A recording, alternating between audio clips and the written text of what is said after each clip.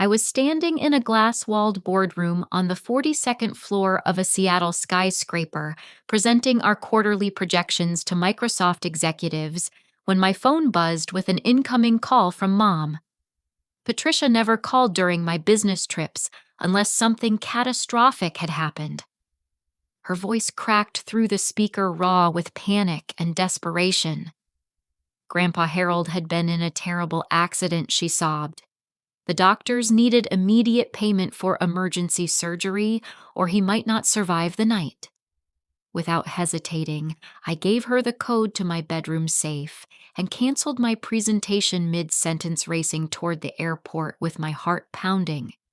The 3-hour flight from Seattle to Denver felt like an eternity.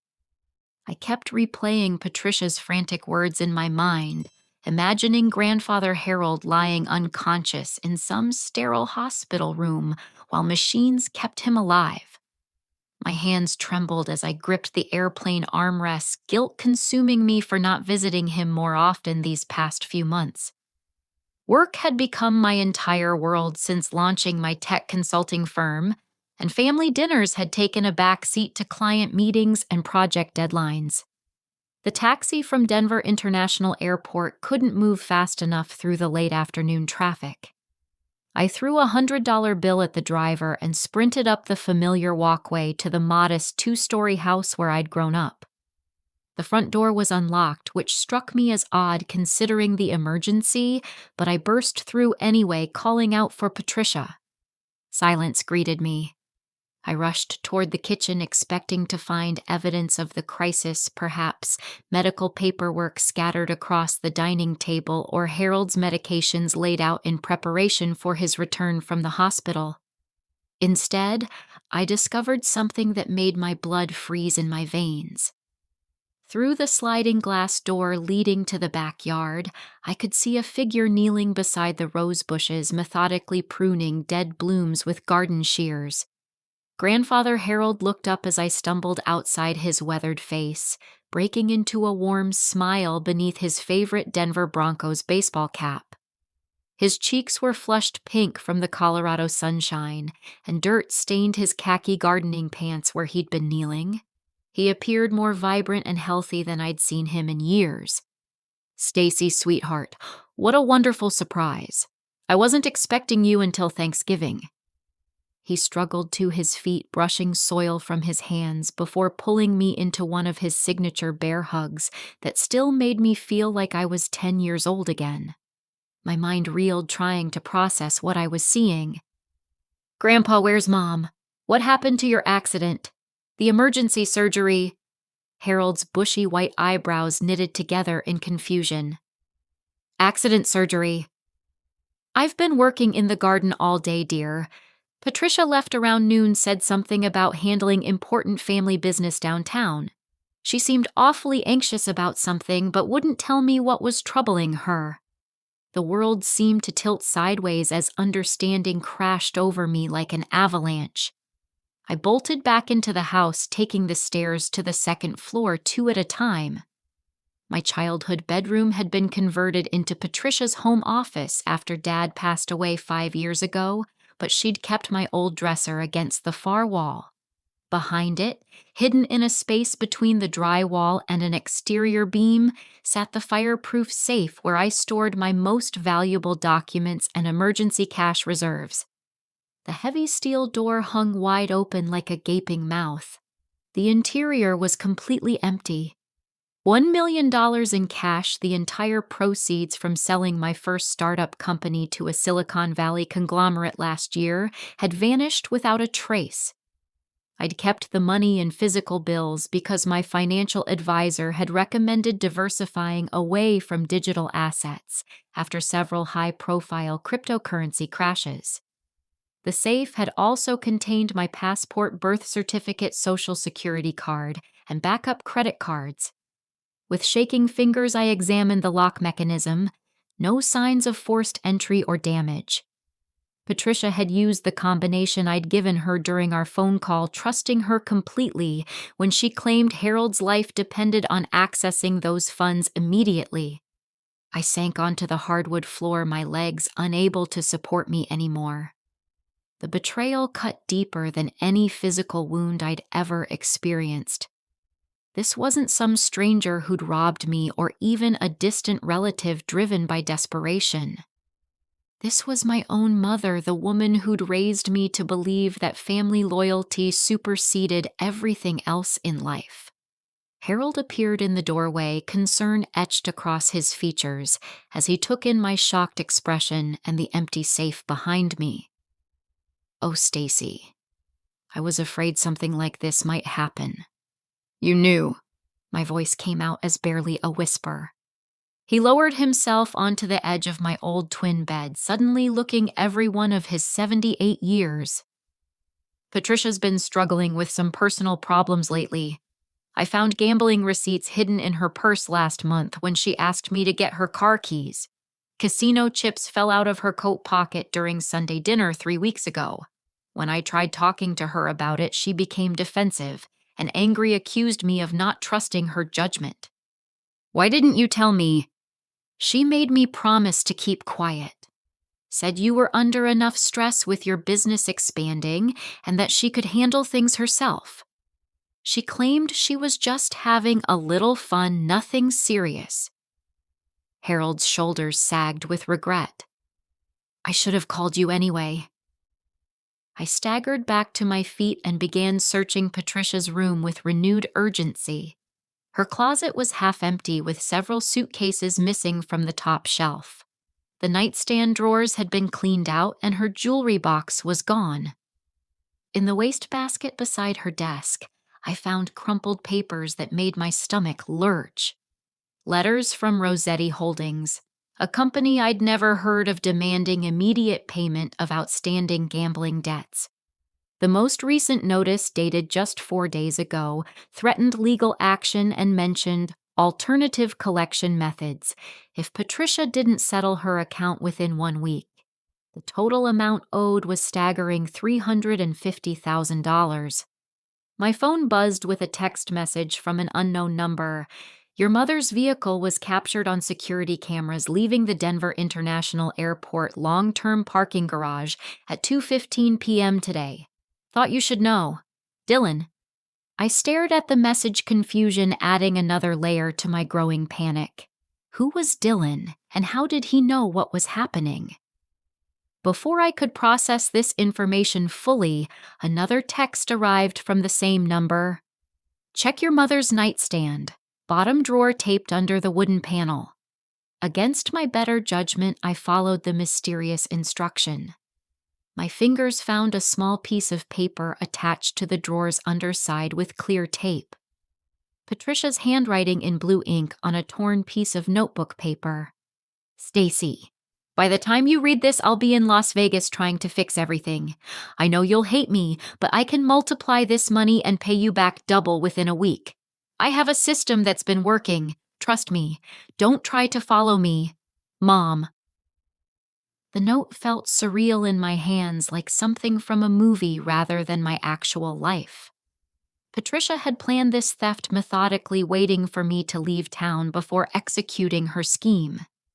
She'd manipulated my emotions, exploited my love for Harold, and stolen my entire financial future based on some delusional belief that she could gamble her way out of debt. Harold placed a gentle hand on my shoulder as I sank back onto the bed, clutching the note. "What are you going to do, sweetheart?" I looked up at his kind, worried face and felt something cold and determined crystallize in my chest. Patricia had made the biggest mistake of her life if she thought I would simply accept this betrayal and move on. She'd underestimated the woman she'd raised, forgetting that I'd built my business by solving problems that others considered impossible. "I'm going to get my money back, Grandpa, all of it." The drive from Denver to Las Vegas should have taken 7 hours, but I made it in 5.5, pushing my BMW sedan well beyond legal speed limits, across the desert highways of Colorado, Utah, and Nevada. Adrenaline and fury provided better fuel than caffeine ever could. I'd left Harold with instructions to contact the police if he didn't hear from me within 24 hours, though I suspected law enforcement would be limited in what they could accomplish across state lines for what technically constituted a family dispute rather than theft. During the drive, I'd used hands-free calling to track Patricia's movements through her credit card activity. She'd checked into a suite at Caesar's Palace, charged nearly $8,000 at high-end boutiques along the Strip, and made dinner reservations at Gordon Ramsay's signature restaurant. My stolen money was funding a lifestyle she'd never been able to afford on her part-time bookkeeping salary. The sun was setting behind the spring mountains as I pulled into the casino's valet parking area, bathing the neon-lit Strip in shades of orange and purple.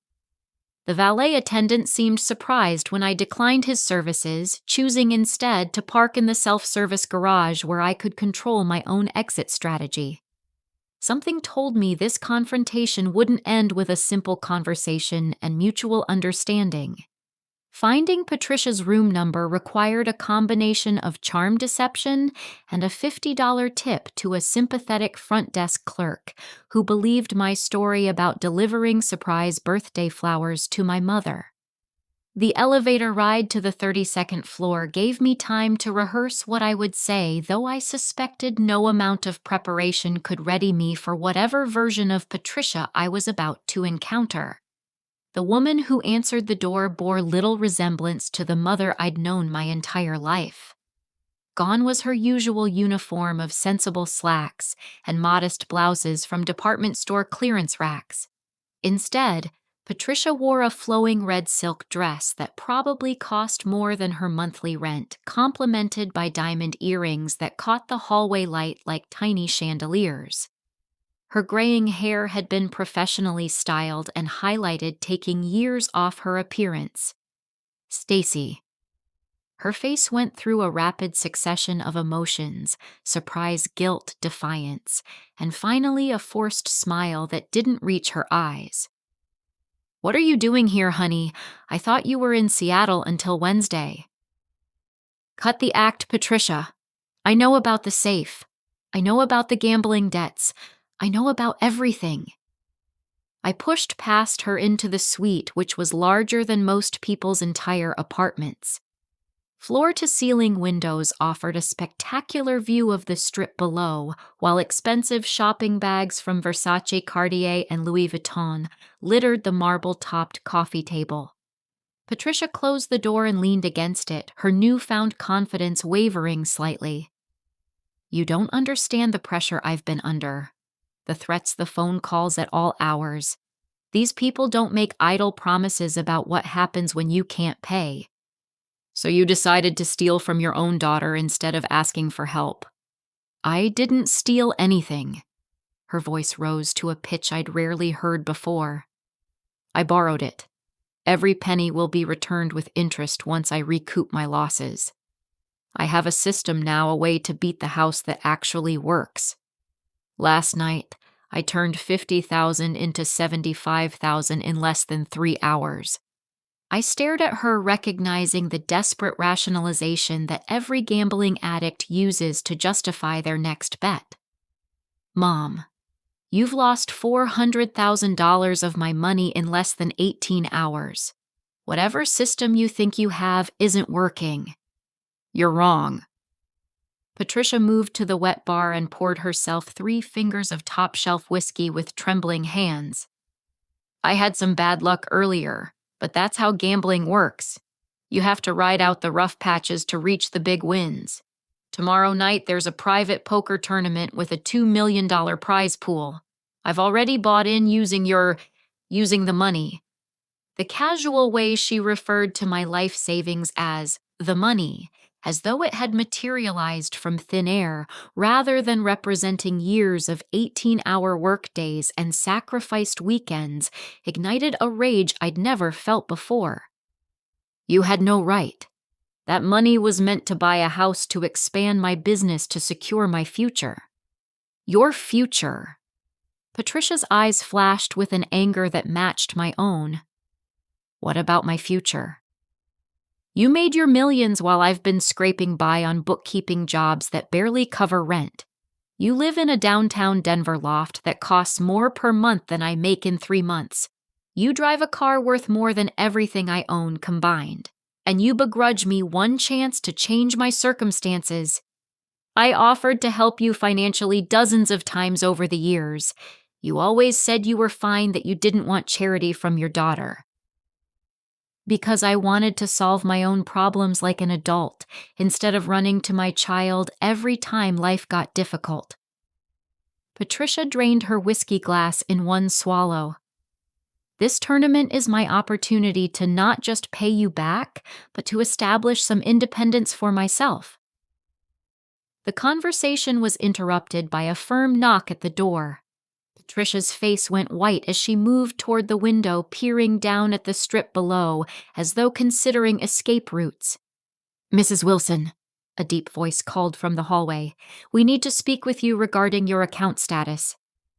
Patricia motioned frantically for me to stay quiet, but I'd already made up my mind about how to handle this situation.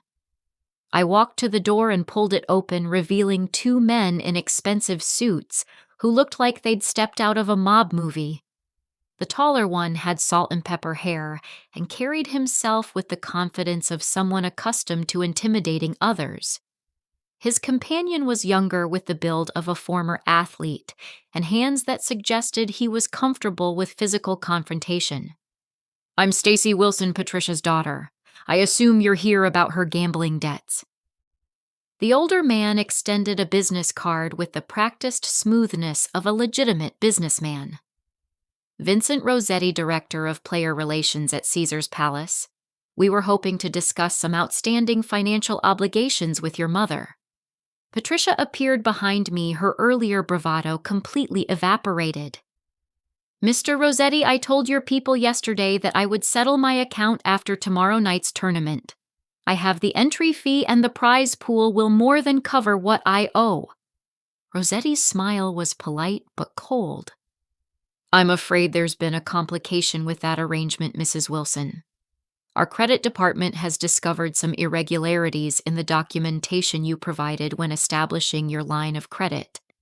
Specifically, the identity verification forms appear to contain information belonging to someone else." My blood turned to ice water as understanding dawned. "What kind of information?" The younger man produced a manila folder and handed it to me.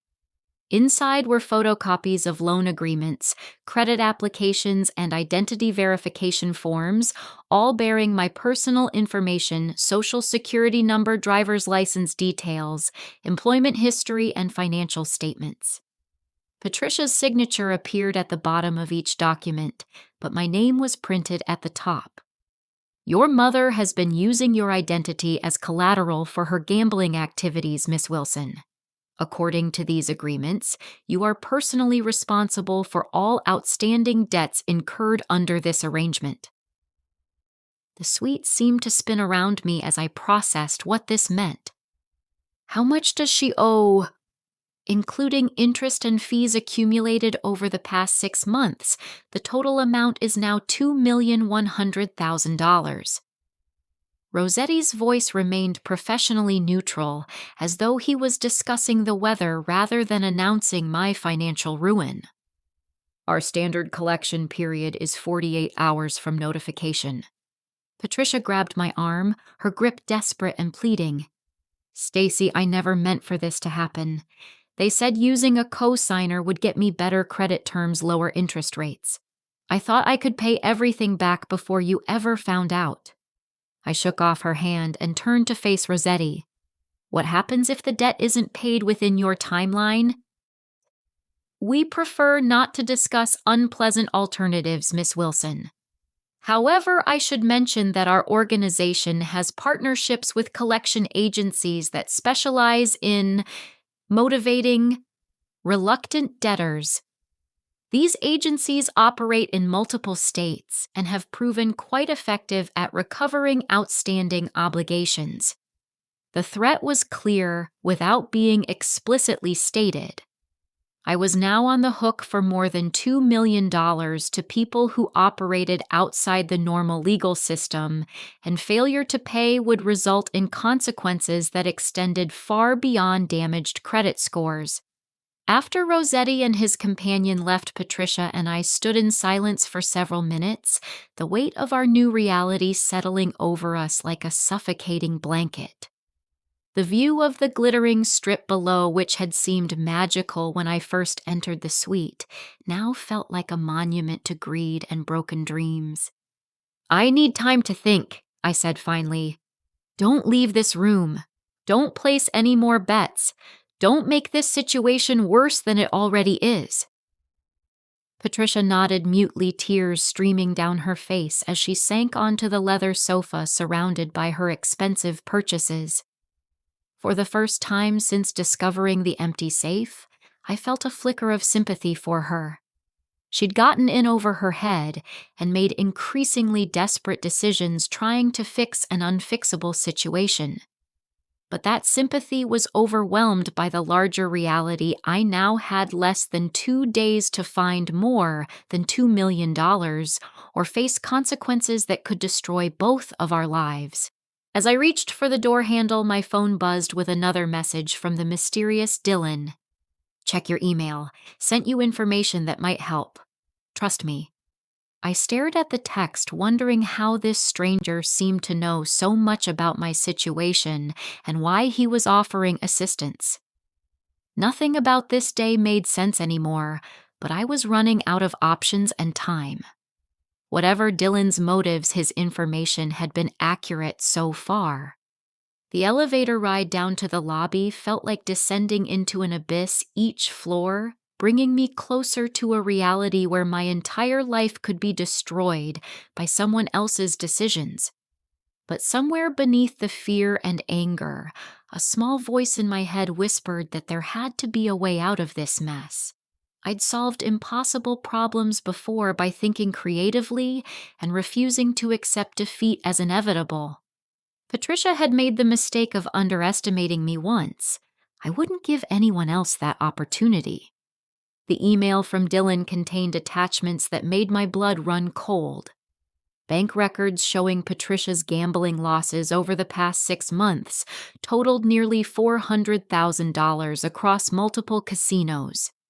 Screenshots of identity theft reports filed with credit monitoring services.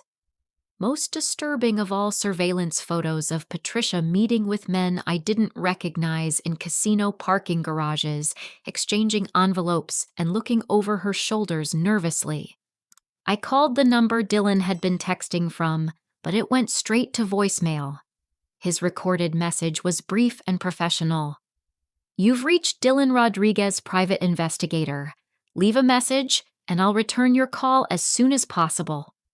My hands shook as I dialed the FBI field office in Las Vegas. The agent who answered transferred me to Detective Marcus Thompson in the white-collar crime division, but the news he delivered was devastating rather than hopeful. "Miss Wilson, identity theft cases involving family members are notoriously difficult to prosecute," Thompson explained in a gravelly voice that suggested years of dealing with disappointed victims. "When the perpetrator had legitimate access to your personal information and you voluntarily provided access codes to your property, establishing criminal intent becomes extremely challenging." "But she forged my signature on loan documents worth millions of dollars, which she could claim you authorized verbally during your phone conversation about the medical emergency. Her lawyer would argue that you gave blanket permission to handle your financial affairs during what you both believed was a family crisis." I could hear papers shuffling in the background as Thompson reviewed the details I'd provided. "The fact that she's your mother and had previously been given access to your personal documents as a trusted family member complicates things further." I sank into the driver's seat of my BMW in the Caesars Palace parking garage, watching other tourists walk past with shopping bags and excited smiles, oblivious to the nightmare unfolding in my life. "So there's nothing you can do?" We'll open an investigation, but these cases typically take 6 to 18 months to resolve, and conviction rates are low when family relationships are involved. Your immediate problem is dealing with the debt collectors, which is a civil matter outside our jurisdiction, unless they cross state lines to threaten or harm you. After ending the call, I sat in my car for nearly an hour trying to process the full scope of my situation. My business checking accounts had been frozen pending the fraud investigation, which meant I couldn't access funds to pay employees or cover ongoing expenses. My credit cards had been canceled as a precautionary measure. My personal savings, which I'd kept in traditional bank accounts, totaled less than $80,000. Even if I liquidated every asset I owned, my loft, my car, my business equipment, I might raise $600,000 before taxes and penalties. That left me more than $1.5 million short of what Rossetti expected within 48 hours. My phone rang displaying Jessica's name. My business partner had been handling the Seattle presentation after my abrupt departure, and I owed her an explanation for abandoning our biggest potential client mid-pitch. "Stacey, what the hell happened yesterday?" Jessica's voice carried a mixture of concern and frustration. "The Microsoft executives were completely confused when you just walked out. They asked if you were having some kind of breakdown." "Family emergency. My grandfather was supposedly in the hospital." I couldn't bring myself to explain the full truth, not yet. "Supposedly, is he okay?" "It's complicated, Jess.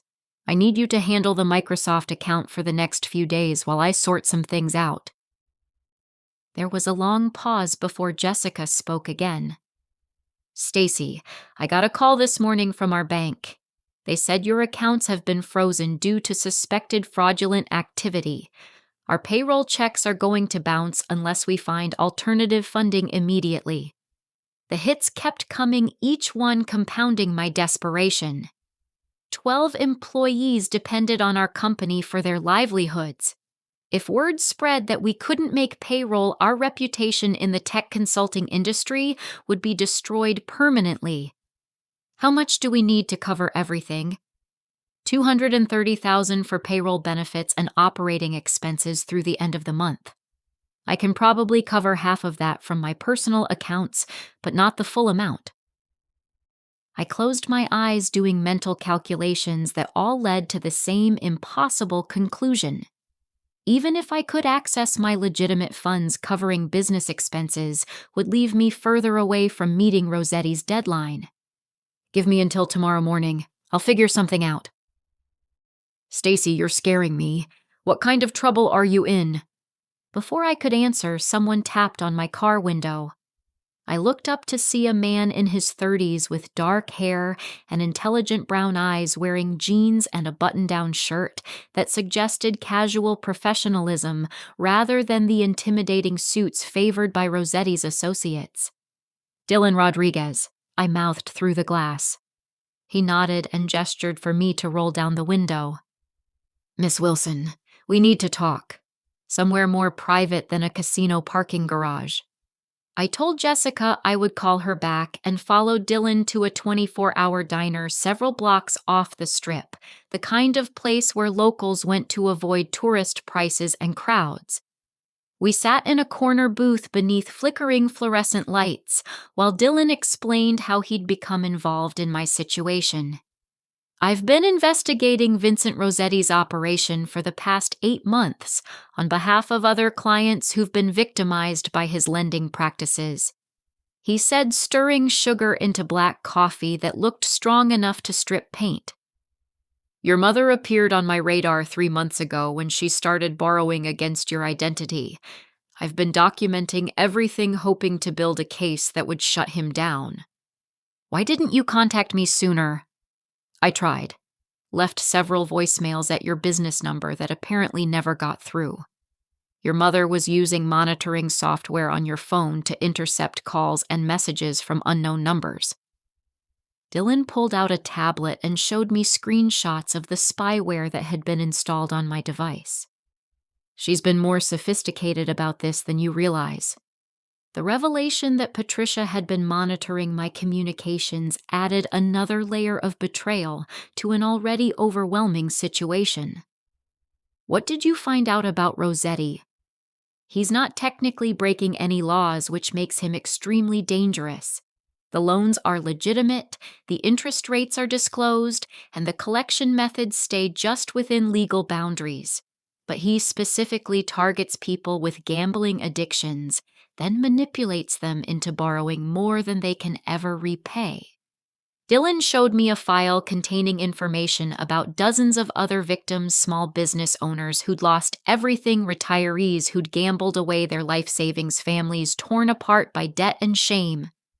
The pattern was always the same: initial small loans at reasonable rates, followed by increasingly larger amounts at higher interest with family members' identities used as collateral without their knowledge. What happened to the other victims? Some filed for bankruptcy, though that doesn't protect them from Rossetti's collection methods. Others sold everything they owned and disappeared, hoping to start over somewhere else. Dylan's expression darkened. A few ended up in hospitals or morgues after failing to meet payment deadlines. The diner's coffee suddenly tasted like acid in my mouth. So what are my options? Legally, very limited. Rossetti's lawyers know exactly how far they can push without triggering federal intervention. Practically, Dylan leaned forward, lowering his voice. There might be a way to turn the tables on him, but it would require you to trust me completely and be willing to take some significant risks. Before I could ask for details, Dylan's phone buzzed with an incoming message. His face went pale as he read the text. We need to leave. Now. What's wrong? Rossetti's people followed you here. They're in the parking lot and they don't look like they're planning a friendly conversation. I looked toward the diner's front windows and saw two men in dark clothing standing beside my BMW, one of them speaking into a phone while the other examined my license plate. The fear that had been building all day finally crystallized into panic. How do we get out of here? Dylan was already standing, leaving $20 on the table. Kitchen exit. Move fast and stay close. We slipped through the swinging doors into the restaurant's kitchen, where confused staff members watched us hurry past industrial ovens and prep stations toward a rear exit that opened into an alley behind the building. Dylan's pickup truck was parked 50 yards away, and we reached it without being seen by Rossetti's men. As we drove away from the diner, I watched the side mirrors, nervously expecting to see headlights following us through the maze of side streets Dylan navigated with obvious familiarity. Where are we going? Safe house. I maintain several locations around the city for exactly this type of situation. Dylan glanced at me with an expression that mixed sympathy and determination. Miss Wilson, your 48 hours just became a lot shorter. Rossetti doesn't make idle threats, and he's obviously decided to escalate his collection timeline. I stared out at the neon-lit landscape of Las Vegas, a city built on the premise that everyone believes they can beat the odds, while reality told a different story for the vast majority of visitors. Somewhere in that glittering maze, Patricia was probably placing more bets with money she'd stolen from me, convinced that her next hand or roll of the dice would solve all our problems. The safe house turned out to be a modest apartment in a residential complex miles from the Strip, furnished with basic necessities and electronic equipment that suggested Dylan's investigations involved more than just paperwork and interviews. Computer monitors displayed real-time feeds from security cameras positioned around Rossetti's known properties, while file cabinets contained evidence gathered on dozens of victims. This is more elaborate than I expected for a private investigator, I observed. Dylan's smile was grim. I used to work for the Bureau before going private. Some cases become personal crusades rather than just business. Rossetti destroyed my sister's marriage and drove her to attempt suicide 3 years ago. This isn't just about helping victims anymore. It's about stopping him permanently.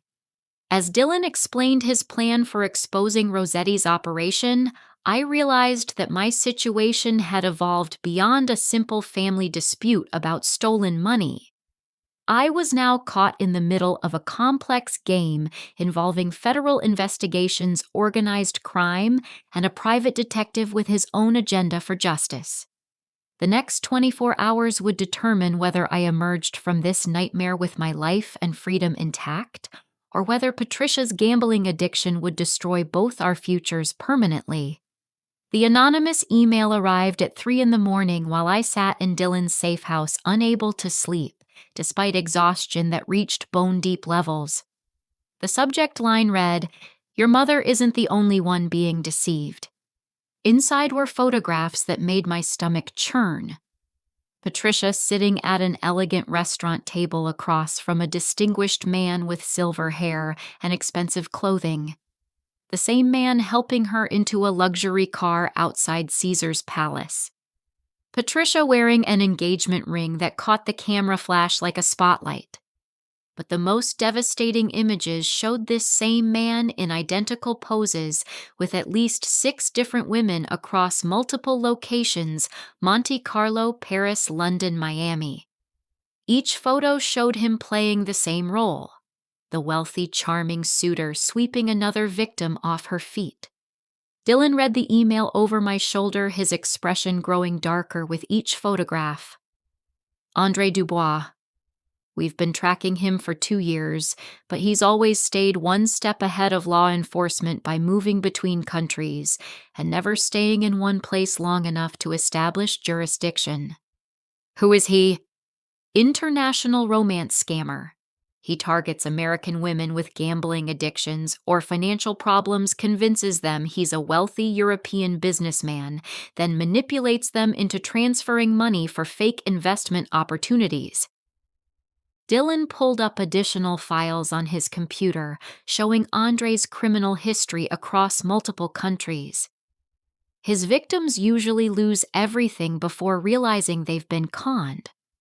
I stared at the photos, recognizing the look of desperate hope on Patricia's face that I'd seen so many times during my childhood, when she'd believed some new opportunity would finally solve our family's financial struggles. How did he find her? Rossetti probably sold him information about high-value targets. It's a common partnership in these circles. Gambling debt makes people vulnerable to secondary scams. My phone buzzed with a text from Patricia's number. "Stacey, I'm engaged. Andre is taking me to Monaco tomorrow, where we're going to invest the remaining money in his cryptocurrency company. I'll be able to pay you back 10 times over within a month. Don't worry about Rossetti. Andre has connections that can make those debts disappear. Love you." The message was followed by a photo of Patricia and Andre on what appeared to be a private jet, both holding champagne glasses and smiling. Patricia looked younger and happier than I'd seen her in years, completely unaware that she was walking into another trap. "She's already given him the rest of my money," I said, my voice barely above a whisper. Dylan showed me Andre's typical timeline based on previous victims.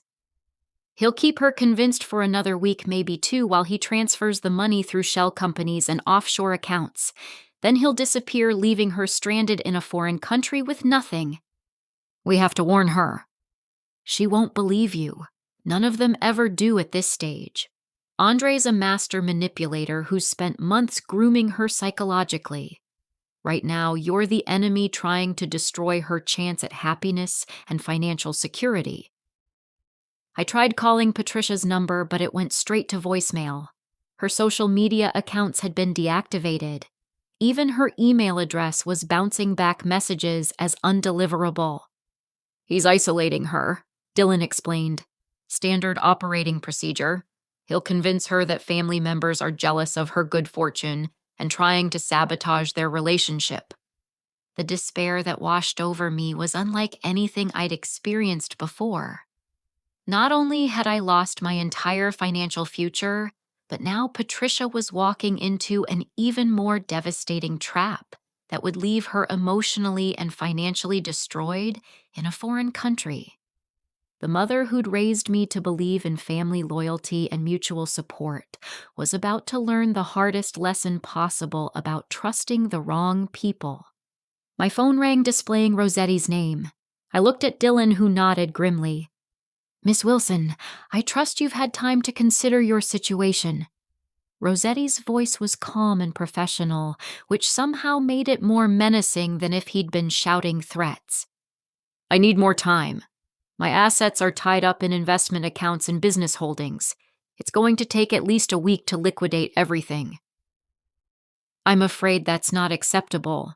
Our intelligence indicates that your mother has left the country with the gentleman she's been seeing, taking your remaining collateral with her. This suggests a deliberate attempt to evade responsibility for her obligations." The casual way Rosetti mentioned his intelligence confirmed that he'd been monitoring our activities continuously. Privacy and security had become illusions the moment Patricia forged my signature on those loan documents. "I didn't know she was leaving. I'm not responsible for her decisions."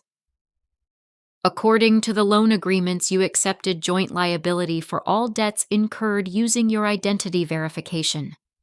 Your mother's location is irrelevant to your obligation to settle this account." Rosetti paused, and I could hear voices in the background giving him information. "Miss Wilson, we've located your business partner, Jessica Martinez. Our records indicate she has access to substantial personal assets that could be applied toward your outstanding balance." The threat was clear: pay up or other people in my life would become targets. "Leave Jessica out of this. She has nothing to do with my mother's debts." "Then I suggest you find alternative funding sources within the next 16 hours.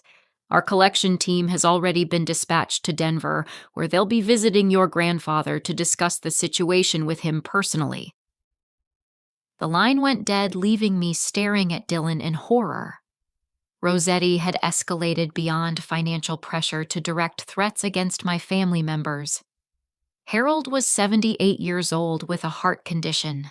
The stress of being confronted by debt collectors could literally kill him. "We have to do something," I said, grabbing Dylan's arm. "I can't let them hurt Harold." Dylan was already moving toward his computer equipment, fingers flying across multiple keyboards as he accessed surveillance systems and tracking software.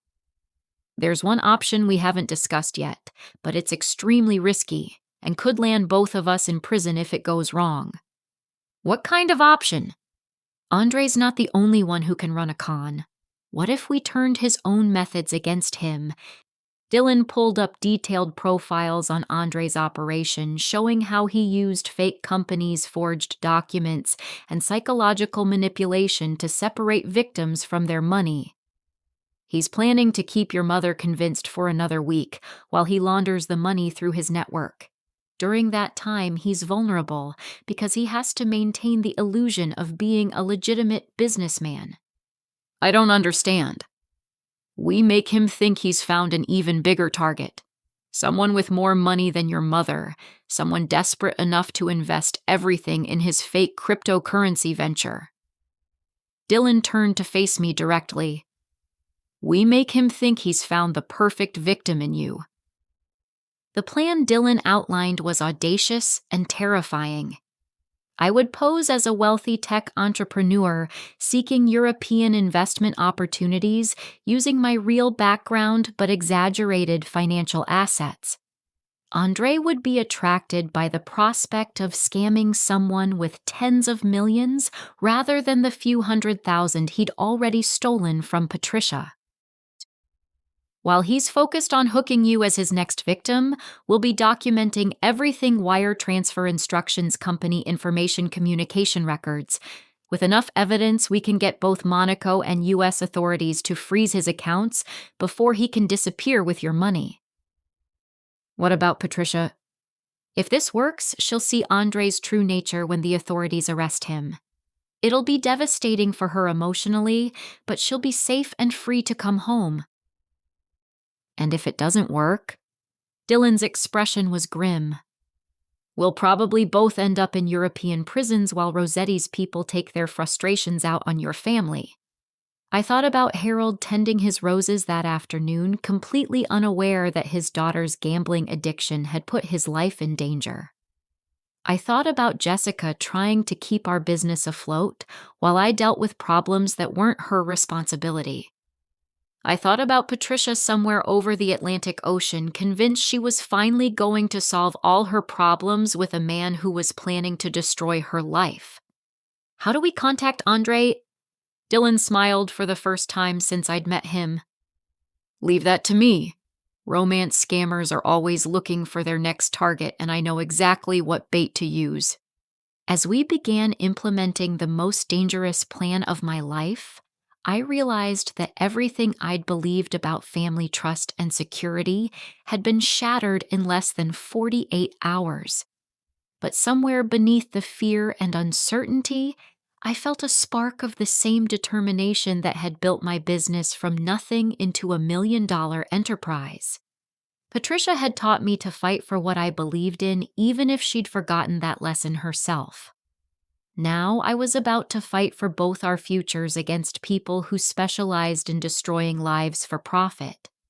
The next 24 hours would determine whether I was clever enough to beat professional criminals at their own game, or whether my family would pay the ultimate price for my arrogance.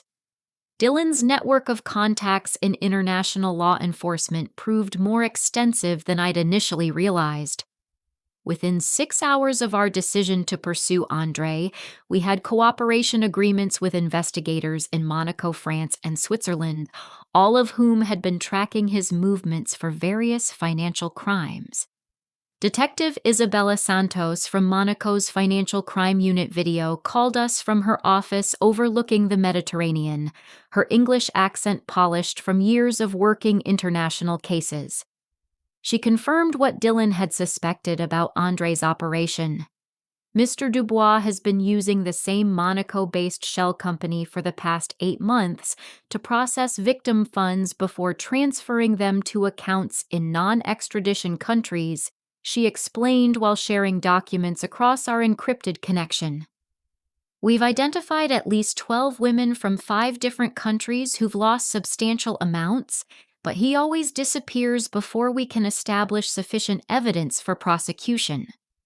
The irony wasn't lost on me that Patricia, in her desperate attempt to solve our financial problems, had walked directly into the arms of someone whose criminal sophistication far exceeded anything she could have imagined. What's his typical approach with new victims? I asked. Isabella consulted her files. He presents himself as a cryptocurrency investment specialist who's developed revolutionary trading algorithms. Victims believe they're investing in legitimate opportunities with guaranteed returns, but the money simply disappears into his network of shell companies. Dylan had spent the morning creating a comprehensive false identity for me, complete with fabricated financial statements showing assets worth $45 million. The documents looked completely authentic, drawing on his FBI background to produce forgeries that would pass casual inspection. The key is to make him think you're both incredibly wealthy and slightly naive about international finance.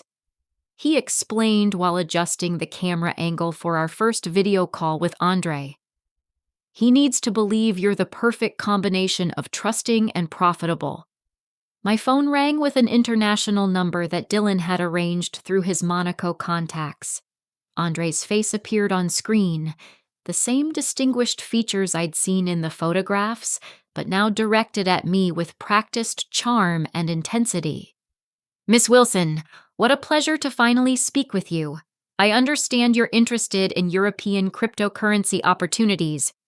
Andre's accent was cultured and sophisticated, suggesting expensive education and international experience.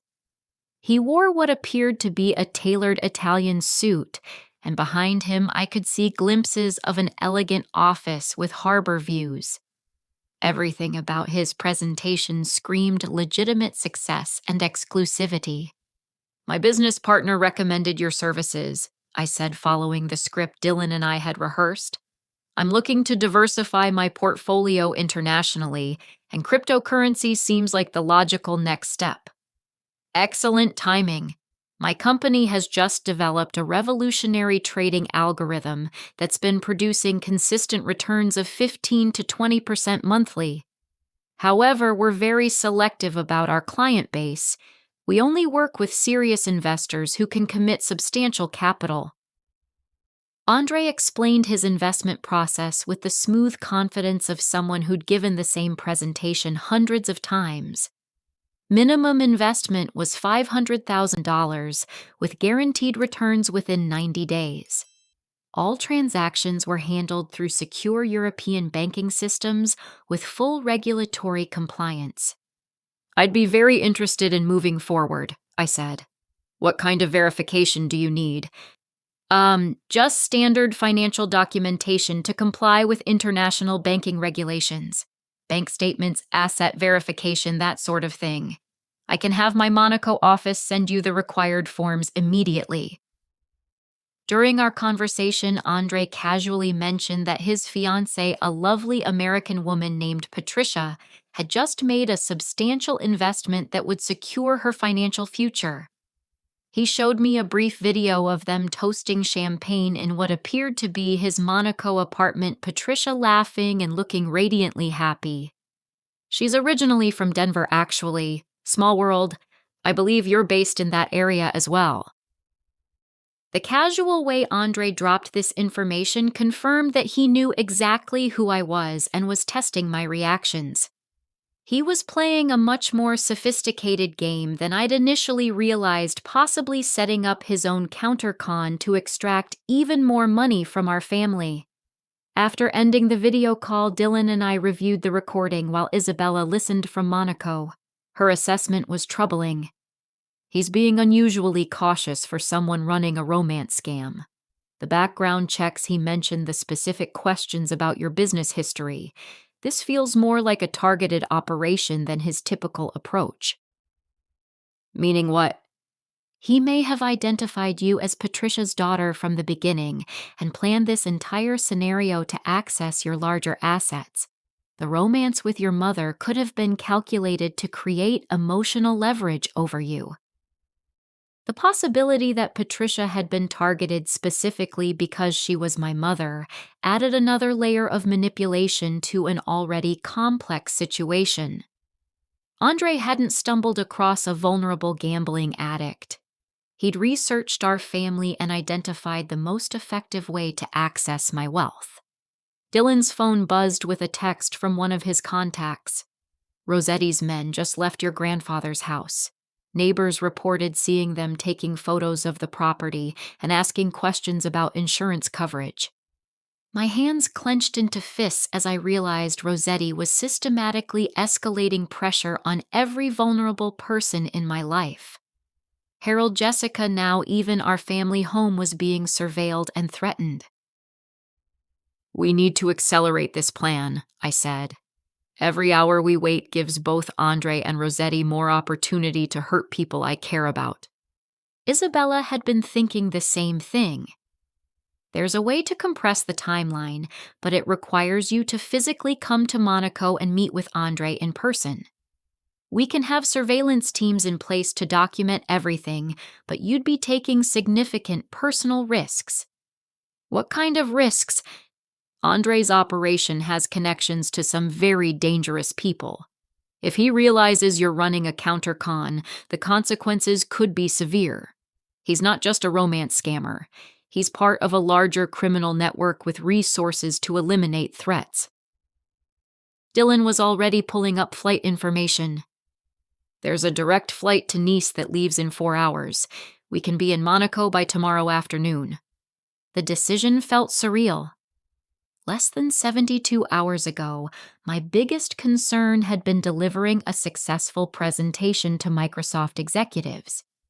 Now I was planning to fly to Europe to con an international criminal who was holding my mother hostage while debt collectors threatened my grandfather.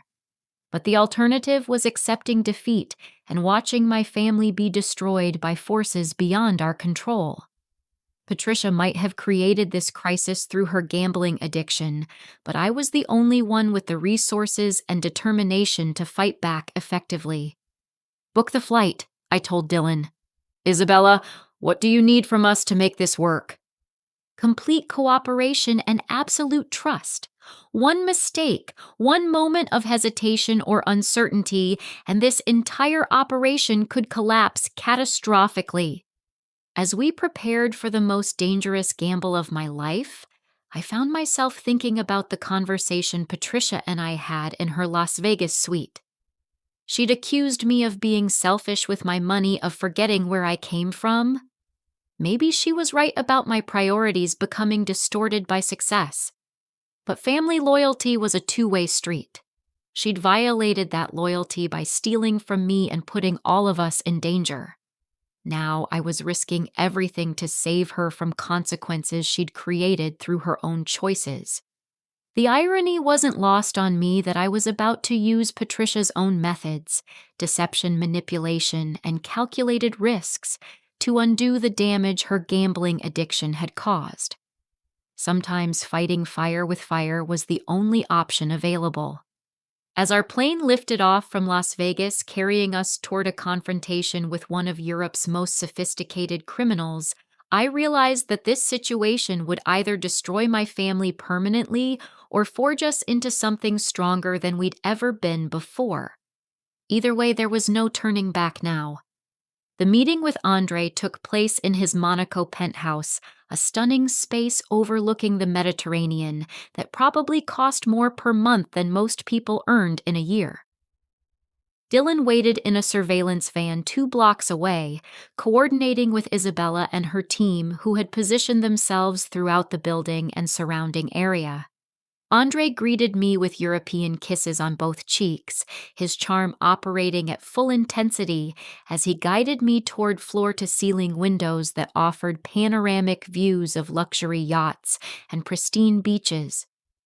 Patricia sat on a white leather sofa nearby, wearing a designer dress I'd never seen before and jewelry that caught the afternoon sunlight like scattered diamonds.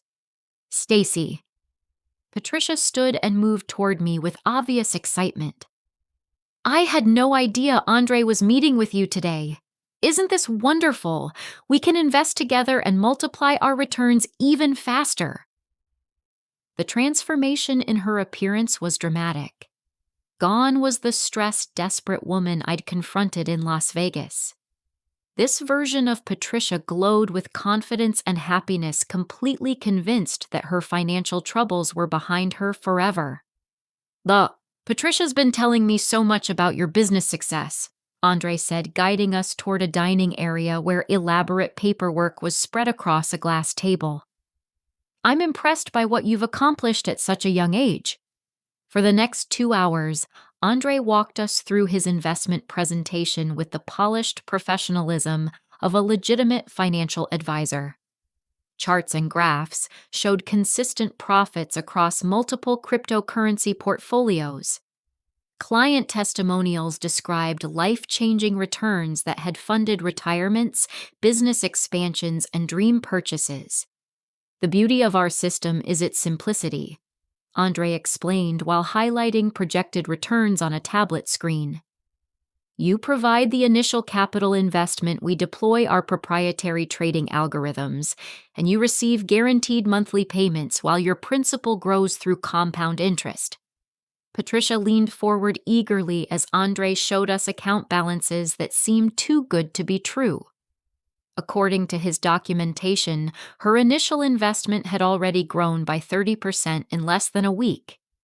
"I can withdraw my profits anytime I want," she said, looking at me with the vindicated expression of someone whose risky decision had been proven correct.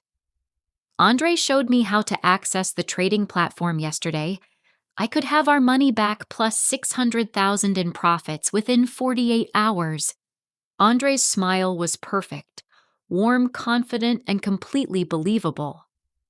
"Of course, I always recommend letting investments mature for the full 90-day cycle to maximize returns," but liquidity is available whenever clients need it. As he spoke, Andre casually moved his tablet to show us what appeared to be real-time trading activity. Numbers flickered and changed as transactions processed across global markets, creating the illusion of a sophisticated operation managing millions of dollars in client funds.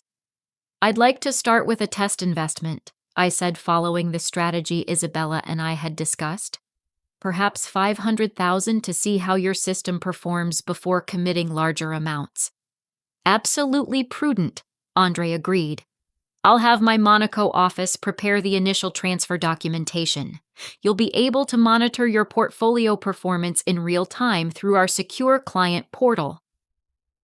Patricia grabbed my hand excitedly. "Stacey, this is going to solve everything! All the problems, all the stress, we'll have more money than we ever dreamed of." Looking at her radiant face, I felt the full weight of what I was about to do. Exposing Andre's fraud would shatter Patricia's last hope for financial redemption and force her to confront the reality of what her gambling addiction had cost our family. She would hate me for destroying what she believed was her salvation. But the alternative was watching her lose everything to someone whose only goal was exploiting her desperation for profit.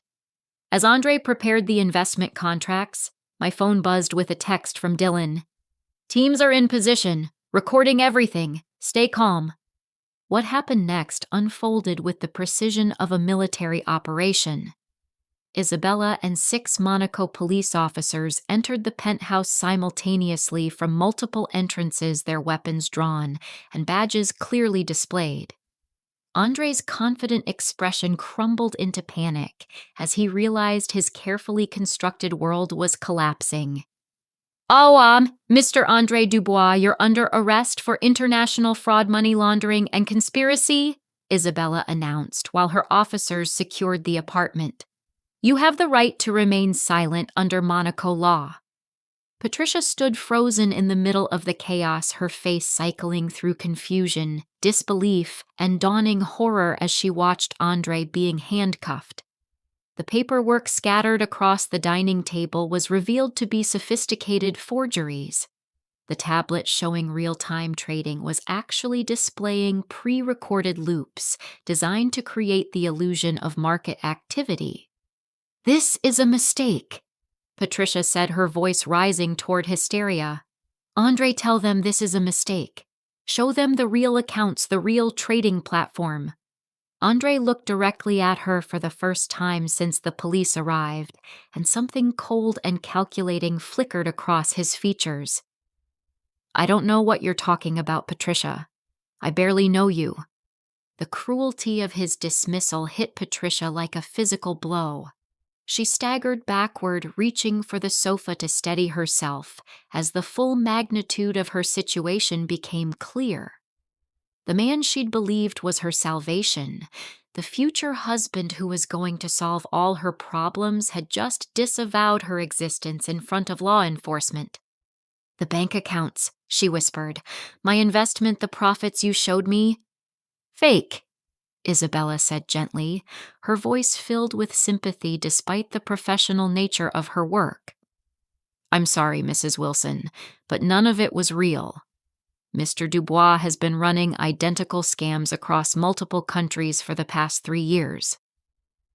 Patricia's legs gave out, and she collapsed onto the sofa as the reality of her complete financial ruin settled over her. The money she'd stolen from me was gone. The debts to Rossetti remained. The fairy tale romance that was supposed to fix everything had been an elaborate lie designed to exploit her vulnerability. "Stacey," she said, looking up at me with tears streaming down her face. "I'm so sorry. I've destroyed everything, haven't I?" For the first time in days, I saw the mother who'd raised me rather than the desperate stranger who'd been making increasingly destructive decisions. Her addiction had driven her to betray our family, but underneath that addiction was still the woman who'd worked double shifts to pay for my college tuition and celebrated every success in my business career. "We'll figure it out," I said, sitting beside her and taking her hand. But first you need to get honest about the gambling problem and get real help. As Andre was led away in handcuffs, Dylan appeared in the penthouse doorway with news that changed everything about our situation.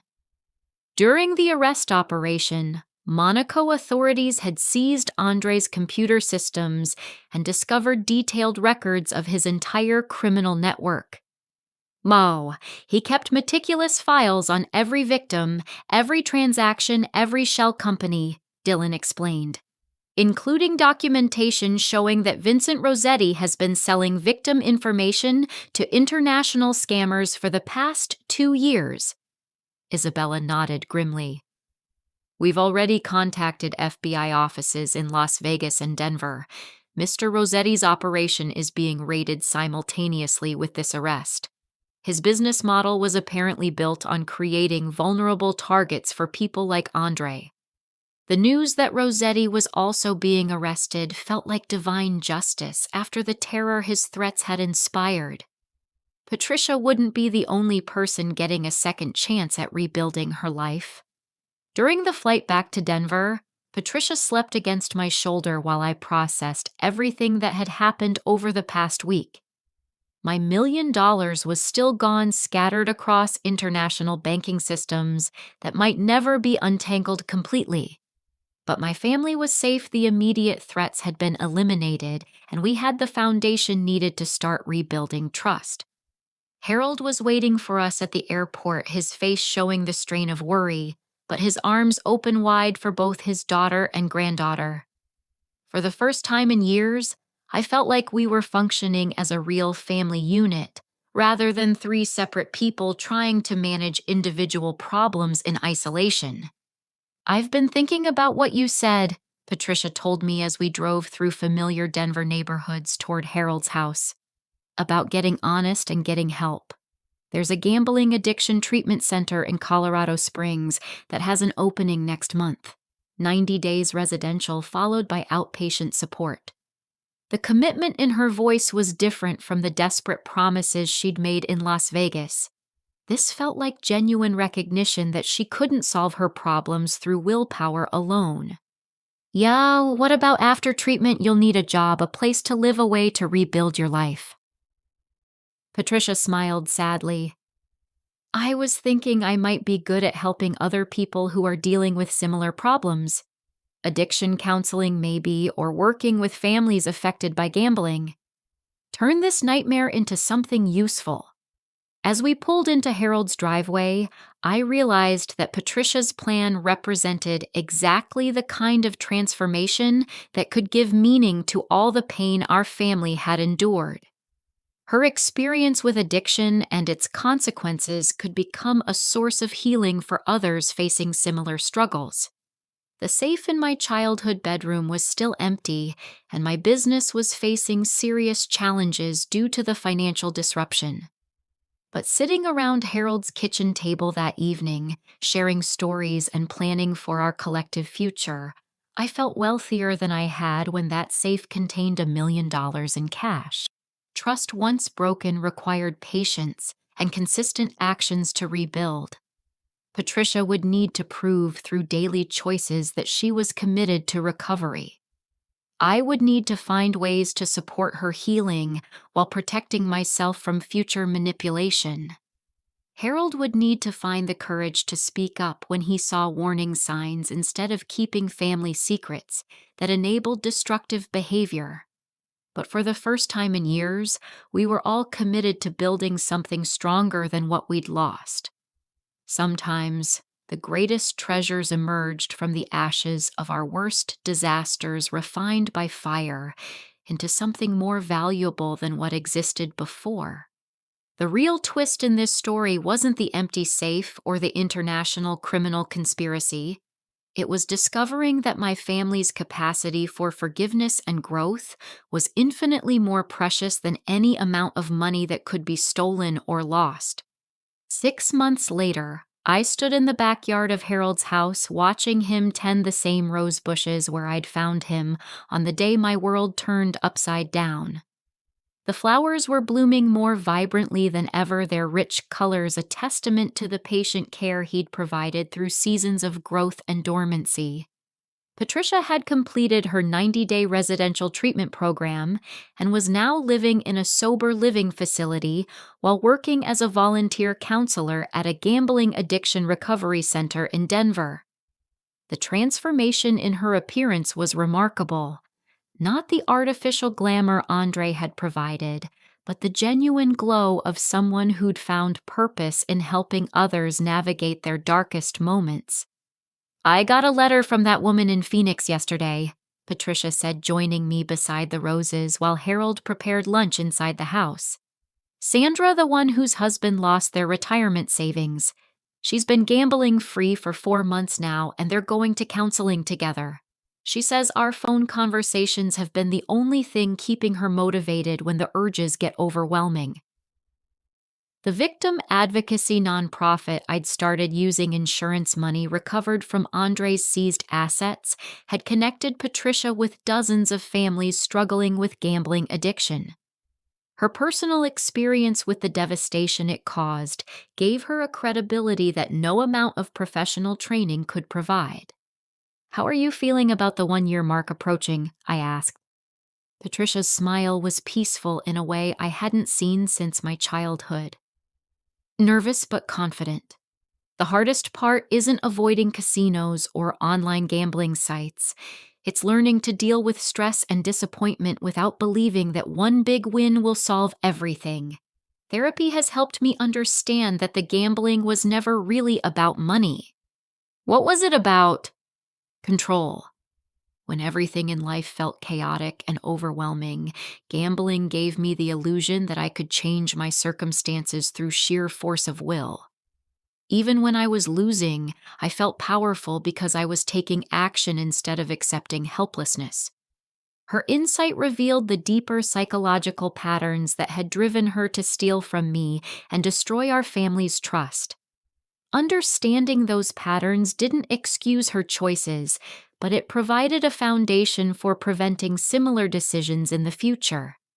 Dylan's investigation had ultimately recovered $860,000 from Andre's network of shell companies, though the legal process of distributing recovered funds among victims would take another year to complete. More importantly, the evidence had led to arrests of 17 people across 6 countries who'd been operating similar scams. "Vincent Rossetti got sentenced to 12 years in federal prison yesterday," Dylan told me during one of his regular check-ins. The judge specifically mentioned that his business model of targeting gambling addicts for secondary scams represented an especially cruel form of predatory behavior. My business had survived the financial crisis, though it had required taking on Jessica as a full partner and accepting lower profits in exchange for her capital investment. The experience had taught me valuable lessons about maintaining emergency reserves and not keeping all my assets in forms that could be quickly compromised. But the most profound change wasn't financial. It was the weekly family dinners that had become sacred time for Harold, Patricia, and me. We'd established ground rules for honest communication, including Patricia's commitment to immediately report any gambling urges and my promise to share concerns directly rather than hoping problems would resolve themselves. "I need to tell you both something," I said during one of these dinners, gathering courage for a conversation I'd been postponing for months. The safe code I gave Patricia during that phone call from Seattle, it wasn't for my real safe. Harold and Patricia looked at me with identical expressions of confusion. I took a deep breath and continued. "I'd been worried about Patricia's gambling for weeks before that trip. I'd seen the casino receipts Harold mentioned, noticed money being withdrawn from accounts we'd shared since Dad died, heard her making secretive phone calls about investments that never seemed to pan out." Patricia's face went pale as she realized what I was saying. "You knew and you set me up." I created a decoy safe with fake money and tracking devices, hoping that if you ever tried to access my emergency funds, I'd be able to trace what happened and get help for your gambling problem before it destroyed your life completely. The silence that followed was heavy with implications neither of them had considered. Patricia's theft hadn't been the spontaneous act of desperation I'd initially believed. It had been a test that revealed the depth of her addiction while providing protection for my actual assets. Where was the real money? Harold asked quietly. Safe deposit boxes at 3 different banks under security measures that would have required my physical presence and multiple forms of identification to access. I'd learned from watching true crime shows to never keep everything in one place where family members could find it during emergencies. Patricia stared at me for a long moment before beginning to laugh. Not the hysterical laughter of someone having a breakdown, but genuine amusement at the irony of our situation. So I stole fake money, got conned by an international criminal, nearly got us all killed by debt collectors, and flew to Monaco to lose what I thought was $1 million when the actual money was safe the entire time. The money was safe, I said carefully. But you, Harold, and our family relationships were in real danger. The fake theft gave us an excuse to address problems that had been building for months. Harold reached across the table to take both our hands. So Stacey's planning potentially saved Patricia's life by forcing the gambling addiction into the open, where it could be treated before she lost everything to people like Andre or Rossetti. And Patricia's crisis forced me to realize that I'd been so focused on building wealth that I'd stopped paying attention to the people who mattered most, I added. I'd become exactly the kind of person who prioritizes money over family connections. The revelation reframed everything we'd experienced over the past 6 months. What had seemed like betrayal and disaster had actually been an elaborate intervention that addressed problems threatening to destroy our family from multiple directions. Patricia's gambling addiction had been progressing toward bankruptcy and complete social isolation. My workaholism had been creating emotional distance that would have eventually severed our relationships entirely. Harold's tendency to keep family secrets had been enabling destructive behaviors instead of promoting honest communication. The question now, Patricia said, is what we do with everything we've learned. The answer had been evolving through our weekly dinners and daily phone calls. We'd committed to building something stronger than what existed before the crisis. A family structure based on honest communication, mutual support, and shared responsibility for each other's well-being. Patricia's volunteer work with gambling addiction recovery had expanded into a full-time job as a certified counselor.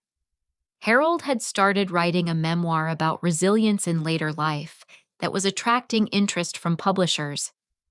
My business had pivoted toward providing crisis management consulting for family-owned companies, drawing on lessons learned from our own experience. I got a call from Jessica yesterday, I said, sharing the latest development in our ongoing recovery. Microsoft wants to restart negotiations for the contract I walked out on. Apparently, they were impressed by how we handled a family crisis while maintaining our business commitments. The irony that abandoning a presentation to deal with Patricia's fake emergency had ultimately strengthened my professional reputation wasn't lost on any of us. Sometimes the choices that seemed most damaging in the moment created opportunities that wouldn't have existed otherwise. As we finished dinner and prepared to clear the table, I reflected on how dramatically my definition of wealth had changed over the past year. The $1 million I'd thought was stolen had represented security, independence, and freedom from financial worry. But the relationships we'd rebuilt through honesty, forgiveness, and shared struggle were infinitely more valuable than any amount of money.